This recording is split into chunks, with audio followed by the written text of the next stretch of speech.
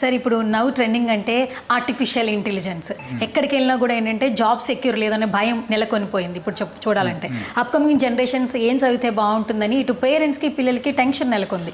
So ఇలాంటి సిచ్యువేషన్స్లో సిబిఐటీలో ఏఐకి సంబంధించి ఎలాంటి ఎడ్యుకేషన్ ఉంది? ఇప్పుడు ఏఐకి సంబంధించి మా దగ్గర artificial intelligence, machine learning, artificial intelligence, data science ఇట్లాంటి బ్రాంచెస్ ఉన్నాయి.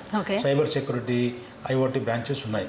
వీటన్నిటితో పాటు ఇప్పుడు అన్ని బ్రాంచుల్లో కూడా సివిల్, మెకానికల్, ఎలక్ట్రికల్లో కూడా ఏఐ రిలేటెడ్ కోర్సెస్ పెడుతున్నాం. ఓకే, వాళ్ళకు ఇప్పుడు కరికులంలో చాలా రివాంప్ తీసుకొని వచ్చి ఏఐ రిలేటెడ్ కోర్సెస్ ఎక్కువ పెట్టి డెవలప్ చేయడం వల్ల అన్ని బ్రాంచులు కూడా ఏఐకి దగ్గరగా అయ్యే ఒక ప్రయత్నం అయితే చేస్తున్నాం.